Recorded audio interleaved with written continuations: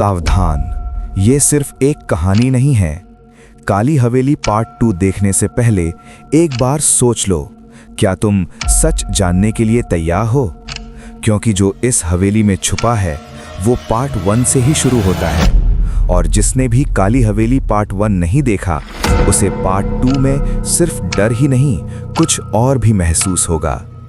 अभी जाओ काली हवेली पार्ट 1 देखो, वरना इस हवेली का सच तुम्हें अधूरा ही मिलेगा। याद रखना, कुछ दरवाजे खोलने के बाद वापस बंद नहीं होते। लिंक डिस्क्रिप्शन में है, अगर हिम्मत है तो। काली हवेली के ऊपर वाले कमरे से पवन, प्रिंस और अर्जुन नीचे की तरफ देख रहे थे। खिड़की के पास एक काली परछाई खड़ी थी। हवेली में चारों तरफ सन्नाटा था, सिर्फ हवा की आवाज और उनके दिल की धड़कन सुनाई दे रही थी। पवन धीरे से बोला, ये कौन हो सकता है? अर्जुन ने टॉर्च नीचे की तरफ चमकाई। जैसे ही रोशनी उस परछाई पर पड़ी, वो अचानक भागने लगी। प्रिंस जोर से बोला, अरे कोई इंसान है। तीनों दोस्त जल्दी जल्दी सीढ़ियां उतरकर नीचे पहुंचे, लेकिन जब वे नीचे पहुंचे वहां कोई नहीं था। रहस्यमय दरवाजा। अचानक प्रिंस की नजर एक दीवार पर पड़ी। दीवार के पीछे से हल्की आवाजें आ रही थीं, जैसे कोई धीरे धीरे चल रहा हो। अर्जुन ने दीवार को ध्यान से देखा। दीवार के कोने में एक छोटा सा लकड़ी का दरवाजा था, जो पहले दिखाई ही नहीं दे रहा था। पवन बोला, ये दरवाजा पहले यहाँ नहीं था। लगता है हवेली का कोई छुपा हुआ रास्ता है। तीनों ने हिम्मत करके वो दरवाजा खोला। दरवाजा खुलते ही ठंडी हवा का झोंका आया। अंदर एक संकरी सी सीढ़ी नीचे की तरफ जा रही थी। हवेली का तहखाना। तीनों धीरे धीरे उस सीढ़ी से नीचे उतरने लगे। जैसे जैसे वे नीचे जा रहे थे, माहौल और डरावना होता जा रहा था। नीचे पहुंचकर उन्होंने देखा कि वहां एक पुराना तहखाना था। दीवारों पर बहुत पुराने निशान बने हुए थे, और कमरे के बीच में एक लोहे का बड़ा बक्सा रखा था। अर्जुन बोला, शायद यही वो जगह है जहां हवेली का राज छुपा है। प्रिंस ने धीरे से बक्सा खोला। बक्से के अंदर पुराने कागज और कुछ तस्वीरें थीं। उनमें से एक तस्वीर में एक आदमी खड़ा था, और उसके साथ वही राधा थी जिसकी डायरी उन्होंने ऊपर पढ़ी थी। पवन ने तस्वीर पलटकर देखी। पीछे लिखा था, मोहनलाल, हवेली का मालिक, डरावना सच। तभी अचानक तहखाने में किसी के हंसने की आवाज गूंज उठी। तीनों दोस्त डरकर पीछे मुड़े। तहखाने के अंधेरे कोने से एक आदमी बाहर आया। उसके हाथ में लालटेन थी। उसकी आंखें बहुत अजीब लग रही थीं। वो हंसते हुए बोला, तुम लोगों को यहाँ नहीं आना चाहिए था। तुम कौन हो? मैं इस हवेली का रखवाला हूँ, और इस हवेली का रहस्य किसी को पता नहीं चलना चाहिए। क्या तुमने राधा को मारा था? उस आदमी का चेहरा अचानक गुस्से से भर गया। वो जोर से बोला, हाँ, और अगर तुम लोगों ने ये बात बाहर बताई तो तुम भी यहाँ से जिंदा नहीं जाओगे। अचानक हुआ चमत्कार। जैसे ही वो आदमी उनकी तरफ बढ़ा, अचानक तहखाने की लाइट तेज चमकने लगी और हवा जोर जोर से चलने लगी।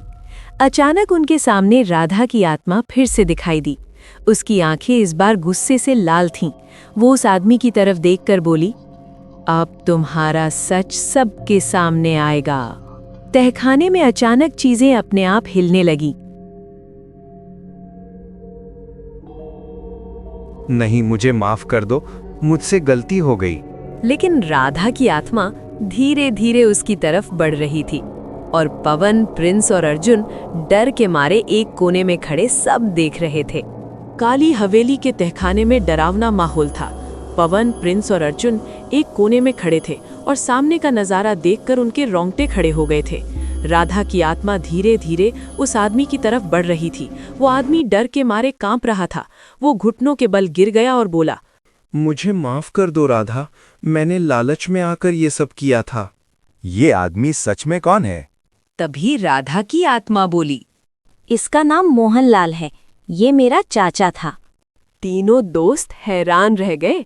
राधा आगे बोली, इस हवेली में बहुत खजाना छिपा हुआ था। मोहनलाल उस खजाने को अकेले पाना चाहता था। इसलिए उसने एक रात मुझे धोखे से यहाँ बुलाया और मुझे मारकर इस तहखाने में छिपा दिया। और खजाना उस दीवार के पीछे छिपा हुआ है।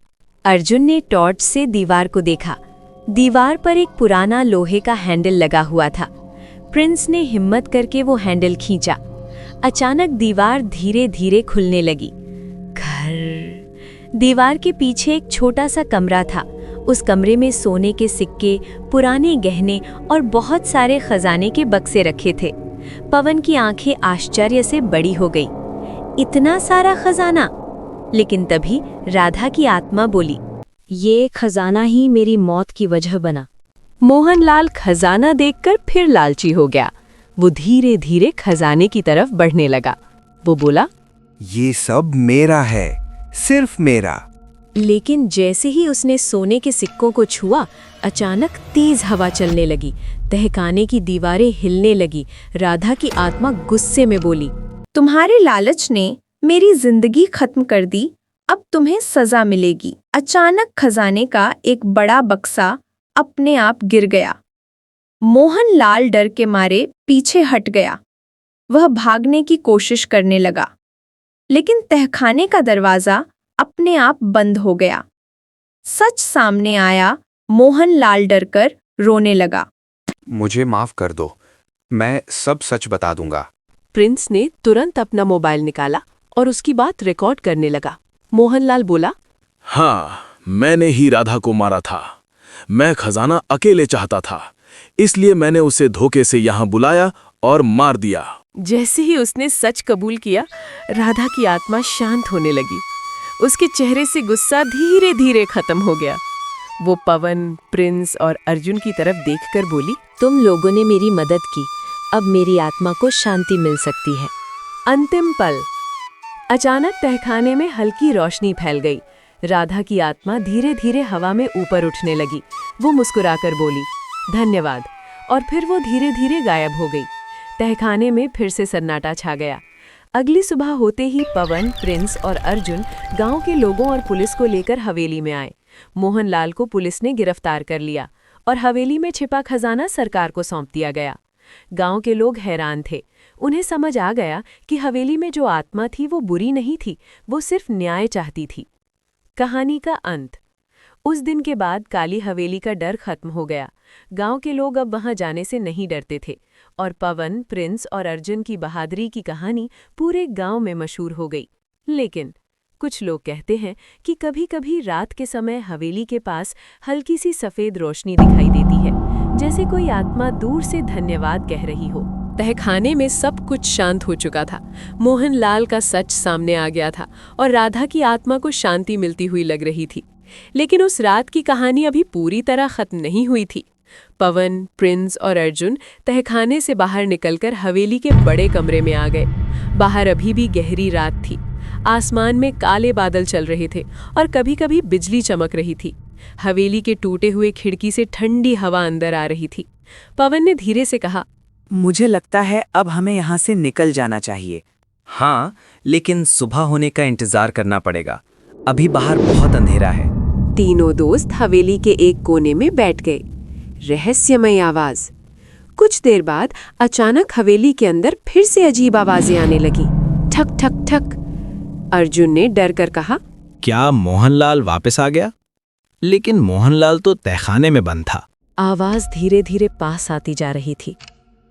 हवेली की ऊपर वाली मंजिल से किसी के चलने की आवाज आ रही थी। पवन ने टॉर्च ऊपर की तरफ चमकाई, लेकिन वहां कोई दिखाई नहीं दिया। अचानक हवा बहुत तेज चलने लगी। हवेली के सारे दरवाजे और खिड़कियां अपने आप हिलने लगे। आखिरी बार आत्मा का प्रकट होना। तभी हवेली के बीच वाले हॉल में हल्की सफेद रोशनी दिखाई देने लगी। वो रोशनी धीरे धीरे बढ़ने लगी और उसी रोशनी के बीच राधा की आत्मा फिर से प्रकट हुई। लेकिन इस बार उसका चेहरा डरावना नहीं था। उसके चेहरे पर शांति और मुस्कान थी। तीनों दोस्त खड़े हो गए। पवन ने धीरे से कहा, क्या अब सब खत्म हो गया? राधा की आत्मा ने धीरे से सिर हिलाया। वो बोली, हाँ, तुम लोगों ने सच दुनिया के सामने ला दिया। अब मुझे इस हवेली में भटकना नहीं पड़ेगा। हवेली का रहस्य खत्म। राधा ने हवेली की दीवारों की तरफ देखा। उसकी आंखों में हल्की चमक थी। वो बोली, इस हवेली में बहुत सालों से डर और दुख था, लेकिन अब ये खत्म हो जाएगा। अचानक हवेली के अंदर की ठंडी हवा शांत हो गई। डरावना माहौल धीरे धीरे गायब होने लगा। राधा की आत्मा धीरे धीरे रोशनी में बदलने लगी। वो बोली, धन्यवाद पवन, प्रिंस, अर्जुन। और फिर वो रोशनी आसमान की तरफ उठ गई और धीरे धीरे गायब हो गई। और फिर तीनों दोस्त हवेली का रहस्य उलझाकर अपने गांव के पेड़ के नीचे बैठकर आराम करने लगे और गप्पे सप्पड़े लड़ाने लगे। और गांव के कुछ लोग आज भी कहते हैं कि कभी-कभी रात में हवेली के ऊपर हल्की सफेद रोशनी दिखाई देती है, जैसे कोई आत्मा दूर से उन 3 दोस्तों को धन्यवाद कह रही हो। और इसी तरह भूतिया हवेली का रहस्य हमेशा के लिए खत्म हो गया। समाप्त। और वीडियो को लाइक कर दीजिए और चैनल को सब्सक्राइब। तब तक के लिए बाय बाय।